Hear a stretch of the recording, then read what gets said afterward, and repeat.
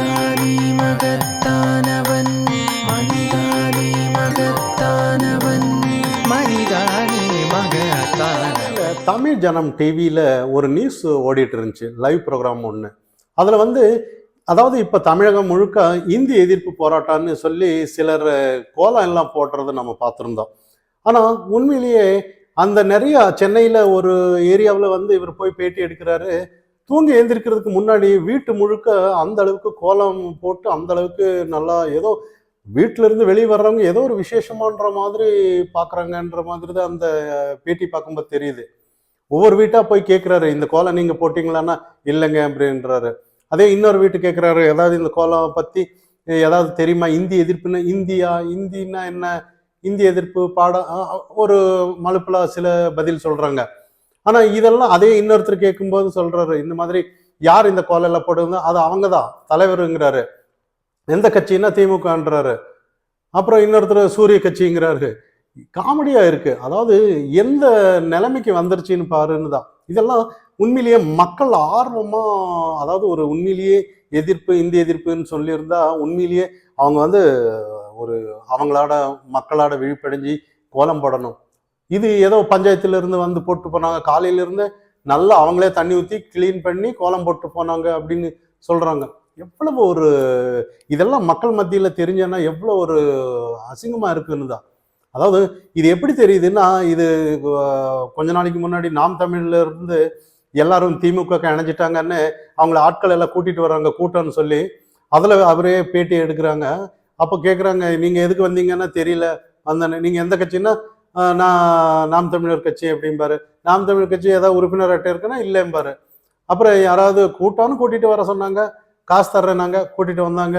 இந்த மாதிரி மாறுபட்ட கருத்து சொல்லிட்டு இருந்தாங்க.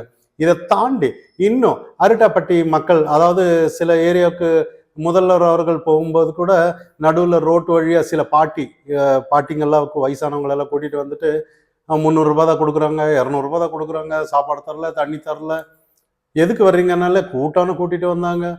அப்போது இதெல்லாம் பார்க்கும்போது உண்மையிலேயே தோல்விதான்னு ஒத்துக்க வேண்டிய விஷயந்தான் இது. ஏன்னா ஒரு ஆக்கப்பூர்வமான அரசியல் இப்போ முந்தியெல்லாம் தமிழகத்துல வந்து, அதாவது ஒரு தலைவர்னு சொல்லி தலைவரை உண்மையிலேயே தொண்டனுங்க தூக்கி பிடிச்ச காலெல்லாம் வேற. இன்னைக்கு காசு கொடுத்தாதான் தூக்கி பிடிச்சி வைப்பானே ஒழிய இல்லைன்னா வரமாட்டான். இன்னைக்கு நாளைக்கு மீட்டிங்னு சொன்னோன்னா நைட்டே அவனுக்கு ஏதாவது கோட்டரோ பிரியாணி ஏதாவது ஒரு காசு அறிவிச்சாதான் அவன் வருவான், இல்லைன்னா வரவே மாட்டான். அந்த காலம் எல்லாம் மலையேறி போச்சுன்னு தான் நம்ம சொல்லணும். அப்ப இன்னைக்கு வந்து மக்கள் மத்தியில அந்த இடத்துல கேள்வி கேட்குறாங்க. ஒவ்வொருத்தர்கிட்ட கேள்வி கேட்கும்போது இந்தி உண்மையிலேயே வேணாங்களா அப்படின்னு கேட்டான்னா, இந்தி திணிக்கிறாங்களான்னா இல்லை. அதாவது என்ன மொழி படிக்கலாதானே, எந்த மொழி படித்தா என்ன, அங்கே ஒரு தெலுங்குக்காரர் வர்றாரு, தெலுங்கு படித்தா என்ன, நான் எல்லாம் தெலுங்கு வந்து எழுத படிக்க தெரியல, ஆனால் இங்கே தமிழகத்தில் வந்து ஆப்ஷன்லாம் வந்திருந்தான்னா நானும் தெலுங்கு கத்திருப்ப போல இருக்கு. அதே நாளைக்கு இங்கே தெலுங்கு யாராவது இருந்தா, இல்லை மலையாள யாராவது இருந்தால் எல்லாமே ஆப்ஷனலாக இருந்தானா படிக்கலாதானே அப்படின்ற மாதிரி சில கருத்துக்கள் எல்லாம் அந்த இடத்துல கொடுக்குறாங்க. இதெல்லாம் பார்க்கப்படும் போது உண்மையிலேயே தமிழகத்துல வந்து டிஎம்கே வந்து உண்மையிலேயே தோல்வின்னு தான் நம்ம பார்க்கப்படணும். இதெல்லாம் தாண்டி விஜய் அவர்கள் இப்ப முன்னாள் நடிகர், இப்போ நடிகர் இல்லை, ஆனா அவர் வந்து ஸ்கூல் தொடங்கி இருக்கிறாருன்னு சில செய்திகள் வந்துச்சு. ஏன் விஜய் அவர்கள் ஸ்கூல் நடத்தக்கூடாதா? ஏன் விஜய் மட்டும்தான் வச்சிருக்கிறாரு? திமுக காரங்க யாரும் வைக்கலையா? அதிமுக காரங்க வைக்கலையா? உதயநிதி மனைவி அவங்க வைக்கலையா? இல்லை துரைமுருகன் மகன் கதிரானந்த் நடத்துற ஸ்கூல் இல்லையா? கே நேரு அவங்க நடத்துகிற ஸ்கூல் இல்லையா? பொன்முடி மகன் நடத்துகிற ஸ்கூல் இல்லையா? இந்த மாதிரி அதிமுக திமுக வந்து பெரும்பான்மையாக இருக்கிறது அவங்க தான். அதுலேயும் அதிகமாக வச்சிருக்கிறது திமுக தான் நம்ம பார்க்கப்படலாம்.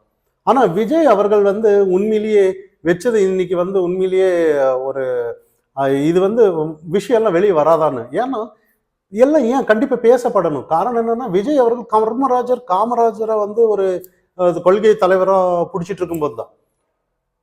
கர்ம வீரர் காமராஜர் வந்து குறைஞ்சது 14,000த்துக்கு மேற்பட்ட பள்ளிக்கூடம் எல்லாம் இலவசமாக திறந்து அந்த அளவுக்கு அத்தனை மக்களை, ஏழை எளிய மக்களை உருவாக்கி இருக்கிறாரு படிப்பில். ஆனால் இவர் வந்து அவர் ஸ்கூலில் வந்து அந்த அளவுக்கு காசு வாங்கி, லட்சக்கணக்கில் காசு வாங்கி, இதெல்லாம் அப்போ இந்த இடத்துல அவங்க கண்டிப்பாக கேட்கப்படுறாங்க. இவர் வந்து அதே மாதிரி ஏன் அவர் இந்தி படிக்கக்கூடாதா அப்படின்னு ஏன் இந்தி எதிர்க்கிறாரு அப்படின்னு பார்த்தோன்னா, இவர் சினிமாவில் தான், சினிமாவில் கூட தமிழ் மொழியை வளர்க்கணும், தமிழ்நாட்டை வந்து தமிழ்நாடு கல்வி ஆக்ஸ்போர்டு அளவுக்கு ஈக்குவலாக எடுத்துகிட்டு போகணும், நம்மளுக்கு கரகாட்டம் தான்ன்ற மாதிரி சில வசனங்கள் வர்ற மாதிரி இருக்கு. ஆனால் சார் அது சினிமாவில் அல்ல, நிஜத்தில் அப்படியான்ற மாதிரி தான். நிஜத்தில் அவர் இந்தி மொழி தான் அந்த அளவுக்கு காசு வாங்குறாரு அவர் நடத்துகிற ஸ்கூலில் எல்லாமே. இப்போ இன்னைக்கு வந்து அப்போ இதெல்லாம் வச்சுட்டு இன்னைக்கு அரசியல் நான் நடத்துகிறேன் அப்படின்னு சொல்லி வந்தோன்னா சரி, திமுக காரங்க தான் சொல்லிட்டாங்க. திமுக காரர் அப்படி சொல்லி இத்தனை நாள் வந்ததுனால தான் இன்னைக்கு அவங்கள வந்து அவாய்ட் பண்ண நினைக்கிறாங்க. மக்கள் மத்தியில் இந்த மாதிரி எங்களுக்கும் ஹிந்தி படிக்கணும், இல்லை ஆப்ஷனலாக இங்கே ஹிந்தி திணிப்பு எதுவுமே இல்லை, இவங்களாட உருட்டுறாங்க. ஆனால் ஆப்ஷனலாக நான் இங்கே எது வேணாலும் படிக்கலான்னு சில விஷயங்கள் கூறிட்டு வர்றாங்க. ஆனால் இவர் வந்து இப்போ புதுசாக வந்தவர் மாற்றத்தை நோக்கி வந்தவர் தானே. இவர் தமிழ்நாட்டுக்கு ஏதோ ஒன்று செய்ய போறாருன்னு எல்லாம் நம்ப வச்சு வந்தவர் தானே. இப்போ மறுபடியும் அதே டிஎம்கே எடுத்துட்டு வந்த கொள்கையை வந்து சொன்னோன்னா ஒரு காமெடியாக தெரியாதா உங்களுக்கெல்லாம்? ஒரு இதே இல்லையான்ற மாதிரி தான். மக்கள் மத்தியில் வந்து ஒரு ஆக்கப்பூர்வமான அரசியலை எடுத்துட்டு வரும்போது டிஎம்கே அவங்களோட கொள்கை அப்படிதான். இப்போ சிலர் சொல்லுவாங்க, அதாவது நாங்கள் வந்து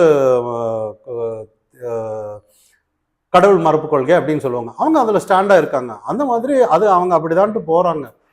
ஆனால் நீங்கள் தானே தமிழ்நாட்டுக்கு தமிழ் மக்களுக்கு நல்லது பண்ணுறேன்னு வந்தீங்க. காமராஜரை கொள்கை வீரராக தூக்கி பிடிச்சிட்டு வந்தீங்க. இன்னைக்கு வந்து இந்த இடத்துல வந்து இந்த மாதிரி ஹிந்தி வேணாம் அது வேணான்னு சொல்லிட்டு ஊருக்கு உபதேசம் பண்ணிட்டு நீங்கள் ஒரு ஸ்கூல் நடத்திட்டு இப்படி பண்ணோன்னா நாளைக்கு மக்கள் ஏற்றுக்கொள்வார்களா? இதெல்லாம் உண்மையிலேயே மக்கள் வந்து நாளைக்கு உண்மையிலேயே அதே இவரெல்லாம் வந்தார், நம்ம கமலஹாசன் எல்லாம் ஒரு டைமில் ஆரம்பத்தில் வரும்போது இப்படி தான் உங்களை மாதிரி வீரவாசனம் எல்லாம் சொல்லிட்டு போனார். கடைசியில் அப்படியே டிஎம்கேல ஐக்கியமாயிட்டு தான் போனாருன்னு நம்ம பார்க்கணும். அந்த அளவுக்கு டார்ச் எல்லாம் எடுத்து வீசி ஊழலுக்கு எதிராக நான் இருப்பேன்னு சொல்லி நிறைய வசனங்கள் தான். சினிமாவில் தான் இதெல்லாம் சரி சார். சினிமா நடிக்கிறவங்க வந்து சினிமா நடிக்கிறதோட இருந்துட்டானா பிரச்சனை இல்லைன்ற மாதிரி தான். அப்படி இல்லைன்னா இதுக்கே இந்த வெறும் ட்ரெய்லர் தான். இப்போ அண்ணாமலை அவர்கள் வந்து சில விமர்சனம் கொடுத்தது ஒரு ட்ரெய்லர் தான் அப்படின்னு நம்ம பார்க்கலாம். இன்னும் நாளடைவில் இன்னும் இந்த மாதிரி அண்ணாமலை மாதிரி ஒரு ப்ரெஸ் மீட்டிங்கில் உட்கார வச்சு 4 பேர் கேள்வி கேட்டான்னா அந்த இடத்துல உண்மையிலேயே அதுவும் நீங்கள் எப்போ வருவீங்க அதுக்கானே இப்போ இருக்காங்க, நாம் தமிழர் ஆளுங்க எல்லாமே இருக்காங்க. எல்லாம் எப்போ வருவார் ப்ரெஸ் மீட்டிங்கில் உட்கார வச்சு கேள்வி கேட்குறேன்ற மாதிரி தான். சீமானை எப்படி உட்கார வச்சு கேள்வி கேட்குறாங்க, அந்த மாதிரி உங்களையே கேள்வி கேட்டு நீங்கள் என்ன பதில் சொல்லுவீங்கன்னு வேடிக்கை பார்த்துட்டு இருக்காங்க இன்னைக்கு. ஆனால் இருந்தாலும் நீங்கள் நல்லபடியாக வரணுன்னாலும் ஒரு ஆக்கப்பூர்வமான அரசியல் எடுத்துகிட்டு வந்தால் நல்லா இருக்குன்னு தான். ஆனால் இந்த மாதிரி ஹிந்தி அது இதுன்னு இவங்க ஓட்டுறதையே நீங்களும் மறுபடியும் ஒரு ரீலாக ஓட்டுறதுன்னா அதே நீட்டுன்னு சொன்னாங்க. நீட்டு இவங்க தான் எதிர்த்துட்டு இருந்தால் ஒன்றுமே பண்ண முடியல, நீங்களும் நீட்டுன்னு சொல்லிங்க. விஜய் அவர்கள் வந்து சில புரிஞ்சிக்க வேண்டிய விஷயம் என்னன்னா, இன்னைக்கு இதெல்லாம் இங்கே எடுபடாது. அதாவது ஒரு ஆக்கப்பூர்வமான அரசியல் எடுத்துகிட்டு வந்தாலே அந்த அளவுக்கு போராட்டம் உண்மையான, அதாவது இன்னைக்கு அவதூறு கருத்து தான். இந்தி திணிப்புன்னு சொல்லி இவங்க அவதூறு தான் தமிழகத்தில் நடந்துட்டு இருக்கு. இந்தி எந்த இடத்துல திணிக்கல. அப்படிப்பட்ட ஒரு சூழ்நிலையிலேயே அண்ணாமலை அவர்கள் எல்லாம் அந்த அளவுக்கு போராட்டத்துக்கு பிறகுதான் இந்த அளவுக்கு விமர்சனத்தை வைக்கிறாரு. ஆனா நீங்க எல்லாம் வந்தோன்னா வந்த உடனே காணாமல் போயிருவீங்கன்ற மாதிரி இங்க பார்க்கப்படணும். இருந்தாலும் வாழ்த்துக்கள், இனிமேலாவது சில நல்ல ஒரு ஆக்கப்பூர்வமான அரசியல் எடுத்துட்டு வருவீங்கன்னு பார்க்கலாம். மனிதானி மகத்தானவன், மனிதானி மகத்தானவன், மனிதானி மகத்தானவன்.